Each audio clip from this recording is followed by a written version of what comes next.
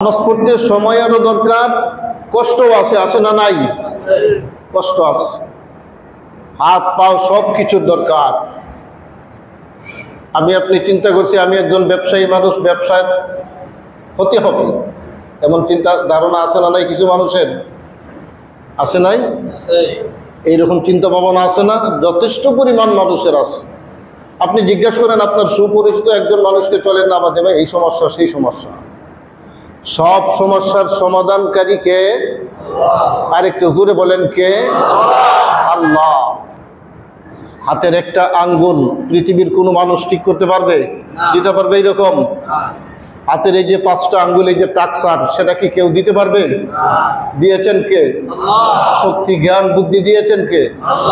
আল্লাহ। সম্মানিত উপস্থিতি, সর্বপ্রথম হাসরের মাঠে কোন কাদের হিসাব দিতে হবে আল্লাহর কাছে? সর্বপ্রথম, আরো জোরে বলেন সকলেই, সর্বপ্রথম কোন কাদের হিসাব দিতে হবে? আপনি আর্থিকভাবে দুর্বল, হজ করতে পারেন নাই, যাকাত দিতে পারেন নাই, নামাজের হিসাব আপনার সম্পূর্ণ হয়েছে, আল্লাহ রাব্বুল আলামিন আপনাকে জান্নাতের ফয়সালা করে দিবেন। জোরে বলুন সুবহানাল্লাহ। মুসলমান ভাইরা আমার, আল্লাহ রাব্বুল আলামিন পবিত্র কোরআনুল কারীমের অনেক আয়াতে এর বর্ণনা দিয়েছেন। আল্লাহর রাসূল সাল্লাল্লাহু আলাইহি ওয়াসাল্লাম একাধিক হাদিসে এর বর্ণনা দিয়েছেন। দুনিয়ার যে কোনো অজুহাত দেখাইয়া আমি নামাজ থেকে নিজেকে বিরত রাখলাম, অথচ আমি তো এমনটা চিন্তা করি নাই যেই হাত দ্বারা দুনিয়ার কাজ করছি, ওই হাত তো আমাকে আল্লাহ রাব্বুল আলামিন নিজেই দিয়েছেন, ঠিক না বেঠিক? যেই ব্রেইন ব্যবহার করে দুনিয়ার চক্কর বক্কর আমি করছি, এই ব্রেইন আমাকে কে দিয়েছেন? আল্লাহ। যে পা দ্বারা আমি দুনিয়া উপার্জন করছি, ওই পা আমাকে কে দিয়েছেন? আল্লাহ। আল্লাহ রাব্বুল আলামিন আপনি আমাকে সব কিছু দিয়েছেন। আল্লাহ তাআলা আপনি আমার কাছ থেকে দুইটা মাত্র জিনিস চান। ওয়া'আদাল্লাহুল্লাযীনা আমানু মিনকুম ওয়া আমিলুস সালিহাত। সূরাতুন নূরের 55 নম্বর আয়াতে আল্লাহ রাব্বুল আলামিন বলেন, আমি বান্দাদের সাথে ওয়াদায় আবদ্ধ হয়েছি, শর্ত হলো মাত্র দুইটা। একটা হলো আমি আল্লাহর উপর ঈমান আনা, তারপরে হলো আমলে সালেহা। এই দুইটা কাজে যদি কোনো মানুষ সম্পন্ন হয়, দুনিয়া এবং আখিরাতের সকল শক্তির মালিক, সকল ভোগবিলাসের মালিক আল্লাহ নিজে বান্দাকে বানাইয়া দিতে ওয়াদায় আবদ্ধ হয়েছেন। জোরে জোরে বলুন সুবহানাল্লাহ। এইবার বলেন, আল্লাহ যেই বিষয়ে ওয়াদা দিয়েছেন, আল্লাহর ওয়াদা কি বরখেলাপ হওয়ার সম্ভাবনা আছে? না। আরো জোরে বলেন, আছে? না। এত নিয়ামত দেওয়ার পরেও আমি আপনি কি পরিমাণ নাফরমান, দিনে 5 বেলা ডাকা হয় হাইয়া আলাল ফালাহ বলে, দিনে 5 বেলায় আপনাকে ডাকা হয় যেন বান্দা বেখেয়াল হয়ে ভুলে না যায়। শুক্রবার ছাড়া কি এত মুসল্লি হয়? কথা বলেন, এত মুসল্লি হয়? হয় না। অবশ্য সবাই যে বেনামাজি তা কিন্তু বলা যাবে না, হয়তো মসজিদে আসে না, বাসা বাড়িতে বিভিন্ন জায়গায় পড়ে, কিন্তু কিছু সংখ্যক তো আছে বেনামাজি, ঠিক না? ঠিক। আবার যারা এইরকম আছেন তারা তো মনে মনে কষ্ট হইবে।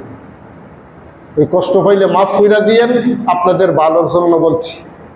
কারণ যে কোনো একজন আলেম আপনার দায়ী, আপনার এলাকার আলেম, আপনার এলাকার ইমাম, আপনার এলাকার যে কোনো হুজুর থাক, সে আপনার জন্য দায়ী।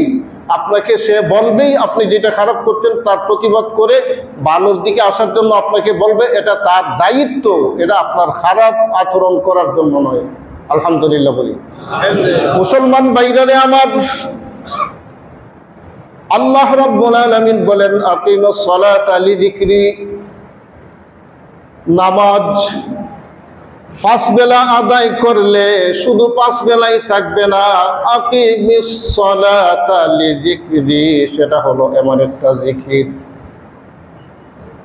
মানে এটা আল্লাহ তাআলার এমন একটা স্মরণ। 5 বেলা নামাজ আদায় করলে আল্লাহ রাব্বুল আলামিন 50 ওয়াক্ত নামাজের সওয়াব দিবেন। সুবহানাল্লাহ। মিরাজে রাসূলুল্লাহকে নামাজ কয় বেলা দেওয়া হয়েছিল? 50 ওয়াক্ত। কমাইতে কমাইতে শেষ পর্যন্ত 5 ওয়াক্ত। আল্লাহ বলছিলেন, হে হাবিব, আপনি চিন্তিত হওয়ার কোনো কারণ নাই। আপনার উম্মত যদি 5 বেলা নামাজ সম্পন্ন করে, আমি আল্লাহ রাব্বুল আলামিন 50 ওয়াক্ত নামাজের সবই তার নামায়ে আমলের মধ্যে দেব। মুসলমান ভাইরারে আমার, এত গেল নামাজীদের জাযা ফাজায়াল। বেনামাজীদের শাস্তি আছে না নাই? আছে। আছে না নাই? আছে। মা সাকার, হাসরের মাঠে একদল লোককে আরেক দল লোক জিজ্ঞাসা করবে, আপনাকে কে জাহান্নামে এনেছে?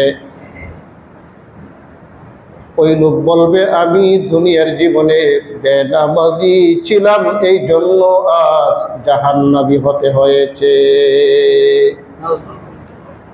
লাম নাকু মিনাল মুসাল্লিন। সূরাতুল মুদাসসিরে আল্লাহ রাব্বুল আলামিন বলছেন, মুসলমান ভাইরারে আমার, নামাজ এমন একটা সংক্ষিপ্ত ইবাদত, মাত্র যদি আপনি 15 মিনিট করে সময় বের করে নেন, 5 বেলা নামাজ সম্পন্ন হয়ে যাবে। ঠিক না বে ঠিক?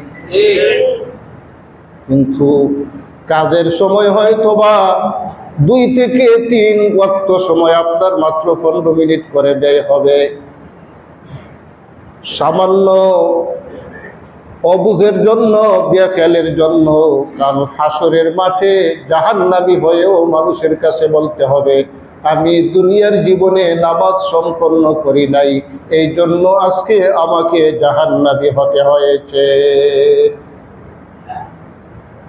প্রত্যেকটা মানুষের কাছে জিজ্ঞাসা, নামাজ সম্পন্ন করতে পারবে না এমন কোন মানুষ কি সময়ের অভাব আসলে হতে পারে আপনাদের মনে হয়?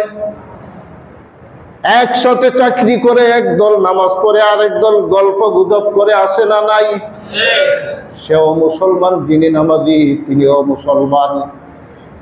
সামান্য একটু অবহেলার জন্য নিজেকে আল্লাহর নিয়ামত থেকে বঞ্চিত করা হলো। শুধুমাত্র তাই নয়, অনেকগুলা শাস্তির সম্মুখীন বেনামাজিকে হতে হবে। আবু দাউদ শরীফের হাদিসে আল্লাহর রাসূল সাল্লাল্লাহু আলাইহি ওয়াসাল্লাম বলেন, নিয়মিত বেনামাজি একটা লোক আল্লাহ তাআলার সকল প্রকার রহমত থেকে বঞ্চিত হয়। তিরমিজির হাদিসে আল্লাহর রাসূল সাল্লাল্লাহু আলাইহি ওয়াসাল্লাম ইরশাদ করেন, বেনামাজি মৃত্যুর আগে এতটাই পিপাসিত হবে, তাকে যদি দুনিয়ার সকল পানি এনে দেওয়া হয়, সম্ভব হইলে খাইয়েও যদি দেওয়া হয়, এমন পিপাসিত হবে তারপরেও তার পানির পিপাসা মিটবে না। নাউজুবিল্লাহ বলবেন না? মুসলমান ভাইরারে আমার, এজন্য বিনীত অনুরোধ, দুনিয়ার যে কোনো কাজ করেন, আল্লাহ রাব্বুল আলামিন দুনিয়ার সব কিছু আপনি আমাকে নিয়ামত স্বরূপ ভোগ করার জন্য দিয়েছেন। ঠিক না বে ঠিক? অন্তত পক্ষে ঈমান আনার পরে আপনি আমার প্রথম যেই কাজ, সেটা হলো নামাজ। জুড়ে বলেন ঠিক না বে ঠিক? ইনশাআল্লাহ নামাজের জন্য আমরা প্রস্তুত আছি তো? ওয়াদা করতে পারবো কি আজকের পরের থেকে আর 5 ওয়াক্ত নামাজ ছাড়বো না? ওয়াদা করতে পারি তো? আল্লাহ রাব্বুল আলামিন এই ওয়াদায় আবদ্ধ হই। আল্লাহ তাআলা আমাদের সকলকে তৌফিক দান করুন।